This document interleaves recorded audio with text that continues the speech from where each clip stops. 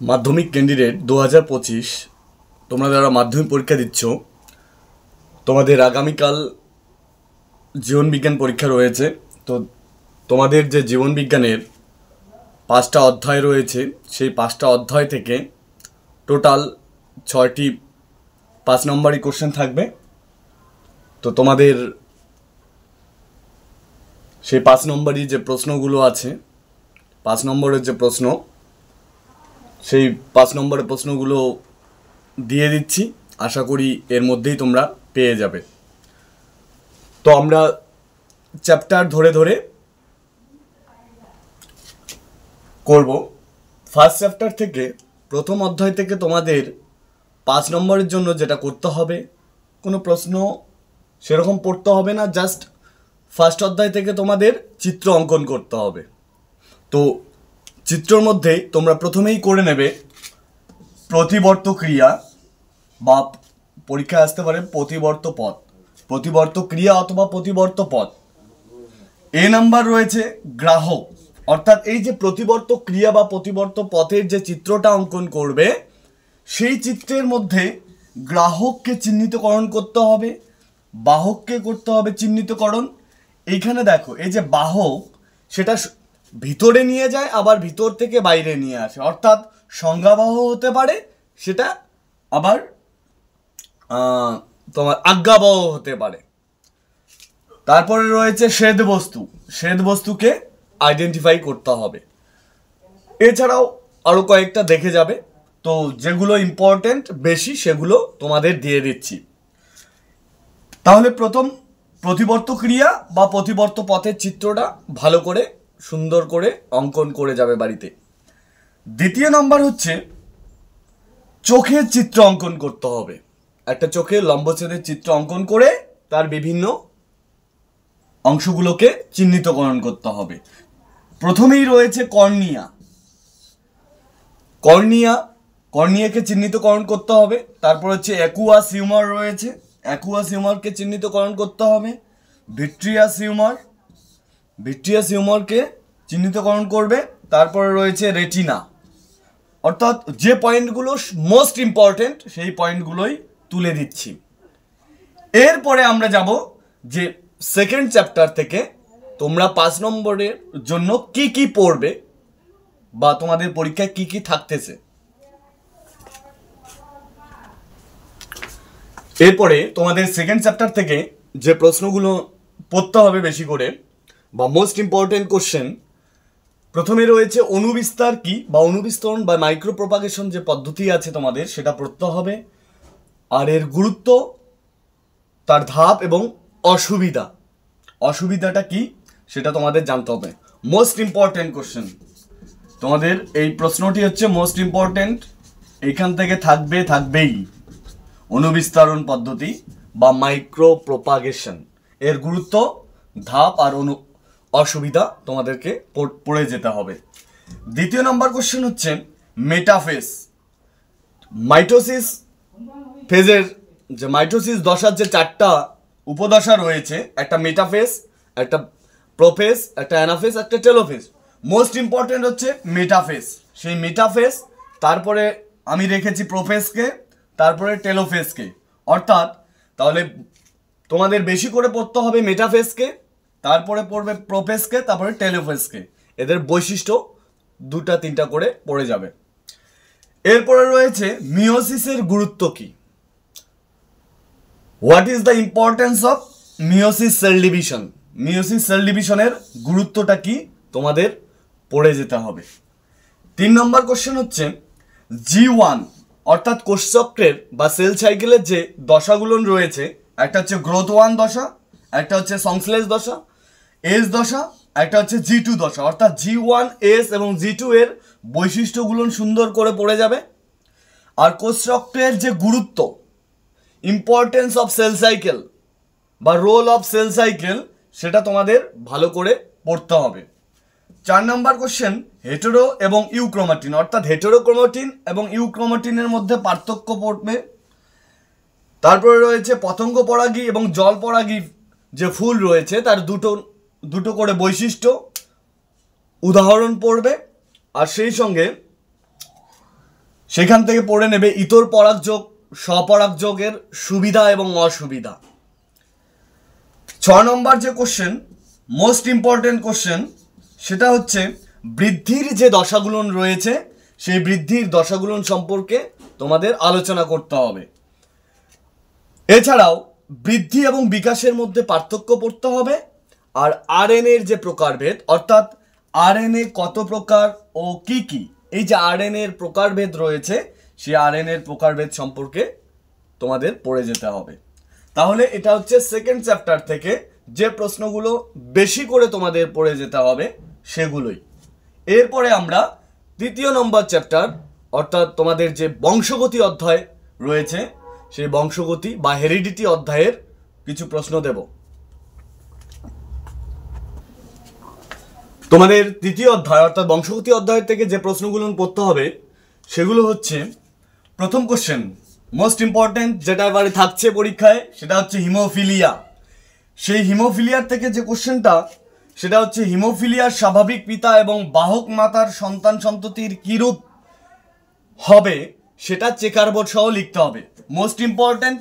আর এবারই তোমাদের হিমোফিলিয়া সংক্রান্ত কোশ্চেন থাকবে। হিমোফিলিয়ার কারণ, লক্ষণ এবং প্রকারভেদ আলোচনা করো। 2 নম্বর কোশ্চেন যেটা পড়তে হবে, বর্ণান্ধতা কত প্রকার ও কি কি। বর্ণান্ধতার প্রকারভেদ অর্থাৎ বর্ণান্ধতা যে 3 প্রকারের রয়েছে, প্রোটোনোপিয়া, ডিউটেরানোপিয়া এবং ট্রাইটানোপিয়া, সেগুলো সম্পর্কে তোমাদের জানতে হবে।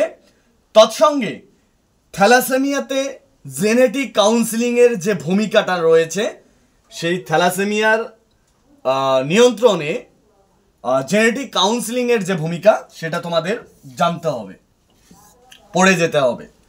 3 নম্বর কোশ্চেন বলছে প্রকরণের 2টি কারণ। প্রকরণ বা ভেদ বা ভেরিয়েশন যেটাকে বলে, সেই ভেদ বা ভেরিয়েশন বা প্রকরণ তার 2টা কারণ তোমাদের জানতে হবে। তৎসঙ্গে ফিনোটাইপ এবং জিনোটাইপের মধ্যে, এই যে ফিনোটাইপিক অনুপাত আর জিনোটাইপিক অনুপাত, আর ফিনোটাইপ এবং জিনোটাইপের মধ্যে তোমাদের পার্থক্য পড়তে হবে। তৎসঙ্গে রয়েছে মটর গাছের 7 জোড়া বিপরীতধর্মী চারিত্রিক বৈশিষ্ট্য। মনে রাখবে যে মটর গাছের 7 জোড়া বিপরীতধর্মী চারিত্রিক বৈশিষ্ট্য রয়েছে, সেই 4টা তোমাদের পড়ে যেতে হবে। 4 নম্বর কোশ্চেন মোস্ট ইম্পর্টেন্ট কোশ্চেন, যেটা হচ্ছে গিনিপিকের দ্বিসংকর জনন পরীক্ষাটা, সেটা গিনিপিক দিয়ে দিতে পারে অথবা তোমাদের মটর গাছের দিয়ে দিতে পারে। তো তোমরা যদি দ্বিসংকর জনন প্রক্রিয়াটা জানো তাহলে অবশ্যই একসংকর জনন প্রক্রিয়া জানবে, যেটা মনোহাইব্রিড ক্রস আর হচ্ছে ডাইহাইব্রিড ক্রস বা ডিহাইব্রিড ক্রস যেটাকে বলা হয়। তাহলে দ্বিসংকর জানলে একসংকর অবশ্যই জানবে। তারপরে মেন্ডেলের সাফল্য লাভের কারণ কি, সেই মেন্ডেলের সাফল্য লাভের 3টি কারণ তোমাদেরকে পড়ে যেতে হবে। টেস্ট ক্রস কি, তৎসঙ্গে এই কোশ্চেনটি দেখে যাবে। সমস্ত টেস্ট ক্রস এই ব্যাক ক্রস নয়, কিন্তু সমস্ত ব্যাক ক্রস এই টেস্ট ক্রস কেন, প্রশ্নটি দেখে যাবে যে সমস্ত টেস্ট ক্রস এই ব্যাক ক্রস নয় কিন্তু সমস্ত ব্যাক ক্রস এই টেস্ট ক্রস কেন, সেটা তোমাদের ব্যাখ্যা করতে হবে। Most important question. এরপরে আসি 4 নম্বর অধ্যায় থেকে, অভিব্যক্তি অভিযোজন থেকে তোমাদের কি কি পড়তে হবে। এরপরে তোমাদের 4 নম্বর অধ্যায় থেকে যেটা পড়তে হবে, অর্থাৎ অভিব্যক্তি এবং অভিযোজন থেকে তোমাদের যেটা পড়তে হবে, প্রথম কোশ্চেন হচ্ছে যে উটের আরবিসি এর বৈশিষ্ট্য। উটের যে আরবিসি রয়েছে, রেড ব্লাড কর্পাসল, সেটার বৈশিষ্ট্য তোমাদের জানতে হবে, পড়তে হবে। এরপরে রয়েছে শিম্পাঞ্জির 2টি বুদ্ধিমত্তার পরিচয় দাও। শিম্পাঞ্জির 2টি বুদ্ধিমত্তার পরিচয়। 2 নম্বর কোশ্চেন বলছেন তুলনামূলক ভ্রূণতত্ত্ব অভিব্যক্তিতে কি প্রমাণ দেয়। যে তুলনামূলক ভ্রূণতত্ত্ব অভিব্যক্তিতে কি প্রমাণ দেয় সেটা সম্পর্কে তোমাদের পড়ে যেতে হবে। তৎসঙ্গে রয়েছে ঘোড়ার জীবাশ্ম। ঘোড়ার যে জীবাশ্ম রয়েছে সেই জীবাশ্ম সম্পর্কে প্রত্যেকটা জীবাশ্মের বৈশিষ্ট্যগুলো তোমাদেরকে পড়ে যেতে হবে, 2টা থেকে 3টা করে বৈশিষ্ট্য। প্রথমে ইওহিপ্পাস, মেসোহিপ্পাস, প্লায়োহিপ্পাস, মেরিজিপ্পাস, ইকুয়াস, এই যে বৈশিষ্ট্য মানে এদের যে এই জীবাশ্মগুলো, ঘোড়ার যে জীবাশ্ম সেই জীবাশ্মগুলোর বৈশিষ্ট্য তোমাদেরকে পড়ে যেতে হবে। আর চক্রটা তোমাদের ভালো করে জানতে হবে, স্টেপ বাই স্টেপ কোন জীবাশ্মটি আগে পাওয়া গেছে, তারপরে কোন জীবাশ্ম, সেখান থেকে শর্ট কোশ্চেন হতে পারে যে ইউইপাস গোড়াটি উচ্চতা কত ছিল, এরকম এদের খুঁট দেখা গেছে কি না, এই প্রশ্নগুলো তোমাদেরকে জানতে হবে। 3 নম্বর কোশ্চেন হচ্ছে ল্যামার্কের মতবাদ কি। ল্যামার্কের মতবাদ তৎসঙ্গে একটা ডারউইনের মতবাদ অ্যাড করে দিয়েছি আমি, সেটা হচ্ছে জীবন সংগ্রাম, life for existence for struggle, ওটা জীবন সংগ্রাম। পার্থক্য দেখে যাবে ল্যামার্কবাদ আর ডারউইনবাদ, পার্থক্য যে রয়েছে ল্যামার্কবাদ এবং ডারউইনবাদ তোমরা ভালো করে দেখে যাবে। 4 নম্বর কোশ্চেন আছে জীবন্ত জীবাশ্ম কি, লিভিং ফসিলস। সেই লিভিং ফসিলস বা জীবন্ত জীবাশ্ম কি, তৎসঙ্গে আর্কিওপটেরিক্সের বৈশিষ্ট্য লেখো। আর্কিওপটেরিক্সের যে বৈশিষ্ট্য রয়েছে সেটা দেখে যাবে।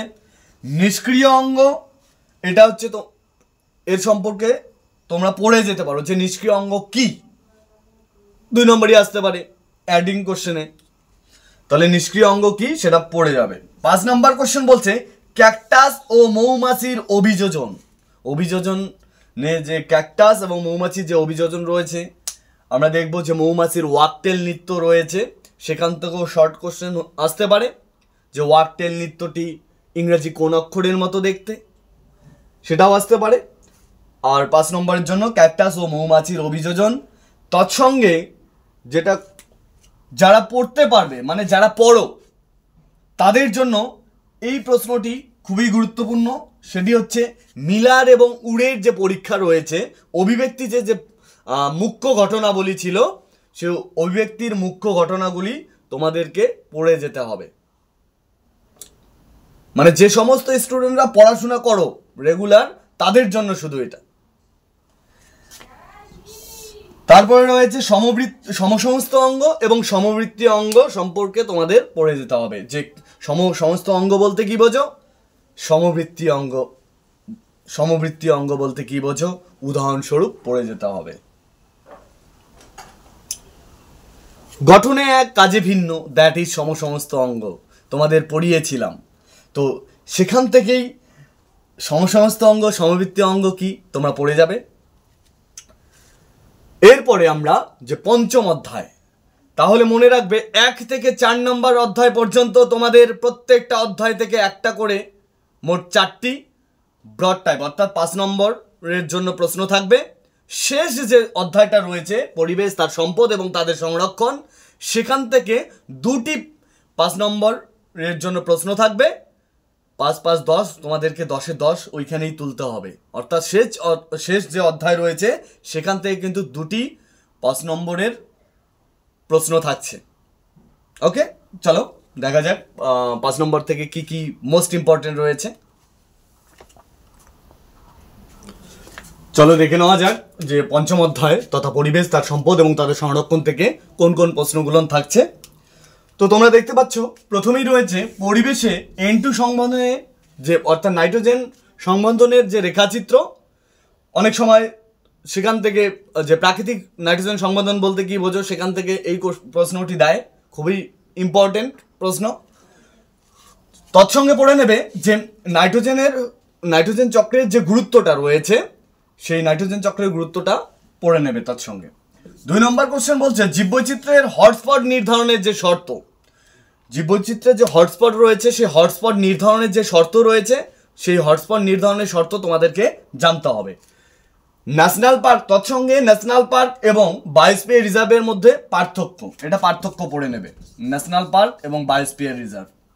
ওকে, 3 নম্বর প্রশ্ন বলছে ক্রমবর্ধমান জনসংখ্যা বৃদ্ধির কারণগুলি। এই যে ক্রমবর্ধমান জনসংখ্যা বৃদ্ধির যে কারণ রয়েছে সেই কারণগুলি তোমরা পড়ে যাবে। 4 নম্বর সেই কোশ্চেনের সঙ্গে ক্রায়ো সংরক্ষণ কি এটা দেখে যাবে। ক্রায়ো সংরক্ষণ বা ক্রায়ো প্রিজার্ভেশন পড়িয়েছিলাম তোমাদের, -196 ডিগ্রি সি উষ্ণতায় কোনো তরল নাইট্রোজেনে বীজ, ভ্রূণাণু ইত্যাদি সংরক্ষণ করে রাখা হয়, সেটা হচ্ছে ক্রায়ো সংরক্ষণ পড়িয়েছিলাম, সেটা পড়বে 2 মার্কসের জন্য। 4 নম্বর কোশ্চেন বলছে জীববৈচিত্র্যের গুরুত্ব লেখো। জীববৈচিত্র্যের গুরুত্বটা কি, what is the importance of biodiversity. বায়োডাইভার্সিটির গুরুত্বটা কি সেটা তোমাদের পড়তে হবে। তার সঙ্গে ফুসফুসের যে ক্যান্সার হয় তার দুটি কারণ পড়তে হবে, ফুসফুসের ক্যান্সারের কারণটা কি। 5 নম্বর কোশ্চেন বলছে নাইট্রিফিকেশন ডিনাইট্রিফিকেশন। এই যে নাইট্রিফিকেশন ডিনাইট্রিফিকেশন এর সংজ্ঞা মানে কাকে বলে পড়তে হবে, আর তৎসঙ্গে এই যে নাইট্রিফিকেশন এবং ডিনাইট্রিফিকেশন ঘটাতে সক্ষম যে ব্যাকটেরিয়াগুলো রয়েছে সেই উদাহরণগুলো তোমাদের পড়তে হবে। মনে রাখবে যে নাইট্রিফিকেশন কিংবা ডিনাইট্রিফিকেশন যে ব্যাকটেরিয়াগুলোর নাম লিখবে সেই নামগুলোতে কিন্তু আন্ডারলাইন করে দিতে হবে, মাথায় রাখবে। জল দূষণ, বায়ু দূষণ, শব্দ দূষণ এর কারণগুলো পড়তে হবে। এর সঙ্গে পড়বে তোমরা যে জল দূষণের কারণে কি কি হচ্ছে, বায়ু দূষণের কারণে কি কি হচ্ছে, শব্দ দূষণের কারণে কি কি হচ্ছে। এছাড়াও তোমাদের যেমন রয়েছে যে আর্সেনিক দূষণে কোন রোগ হয়, সীসা দূষণে কোন রোগ হয়, ক্যাডমিয়াম দূষণে কোন রোগ হয়, আর এগুলো পড়ে নেবে শর্টের জন্য। পরের কোশ্চেন বলছে জীববৈচিত্র্য সংরক্ষণে একটা জেএফএম আর একটা হচ্ছে পিবিআর, এই দুটারই ভূমিকা তোমরা দেখে যাবে। 7 নম্বর কোশ্চেন কুমির ও রেড পান্ডা হ্রাসের কারণগুলি পড়ে যাবে। আর একটি মোস্ট ইম্পর্টেন্ট কোশ্চেন যে প্রশ্নটি লেখা হয়নি সেটি হচ্ছে যে ভারতবর্ষের জীববৈচিত্র্য হ্রাসে বহিরাগত যে প্রজাতি রয়েছে তাদের ভূমিকা কতখানি, বা তারা কি করে, অর্থাৎ বহিরাগত প্রজাতি কি করে সেই জীববৈচিত্র্য হ্রাস করছে সেটা তোমাদের জানতে হবে, পড়ে যেতে হবে। মোস্ট ইম্পর্টেন্ট প্রশ্ন। আশা করি এই যে তোমাদের যে 5টা অধ্যায় সেই 5টা অধ্যায়ের মধ্যে যে প্রশ্নগুলো বললাম তোমরা যদি পড়ে যাও তাহলে তোমাদের যে 530 নাম্বার অর্থাৎ 6টা প্রশ্ন থাকবে 5 নাম্বার, তাহলে 5 6 30, সেই 30 নাম্বার তোমরা এর মধ্যেই কমন পেয়ে যাবে। Thank you.